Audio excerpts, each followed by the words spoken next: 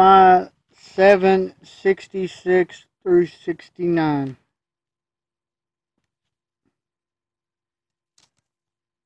There was a total of 42,360 citizens who returned to Judah at that time. This is talking about from the Babylonian exile. The northern people were taken by Assyria. This would have been those in the southern kingdom. So this would have included some Levites, of course, the tribe of Judah, and maybe some Benjaminites, maybe some of the other tribes that were decided to go to the southern kingdom, not live on their land for the purpose of the fact that there was so much corruption up north. So there's 42,000 and some, and I believe this is the ones that proved they were Jewish, not just random people that couldn't prove it, because it used the term citizens. Also 7,337 slaves, 245 choir members. Now these choir members would have been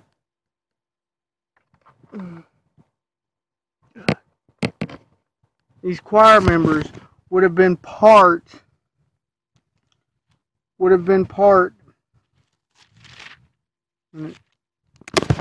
of the citizens. They would have been part of the citizens that returned.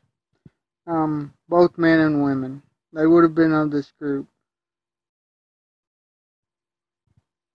Now these slaves were not citizens, but which is interesting. I don't believe these slaves were Jewish, but it's the land they knew. So I believe these slaves saw it better to be a slave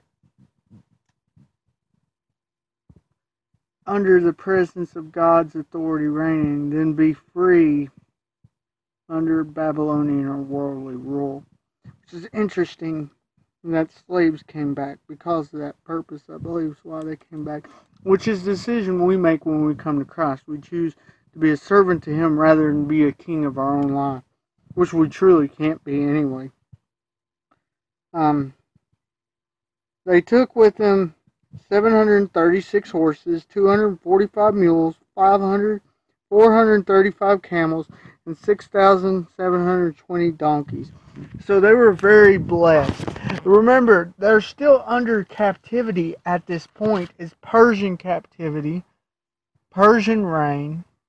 They're free to go and relive in their land, redo what they once did.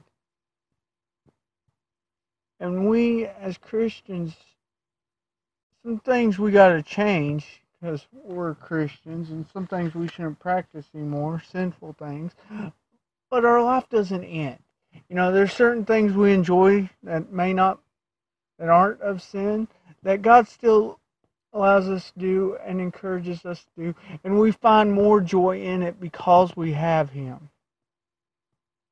And I believe for us, this passage mirrors that in our life as Christians.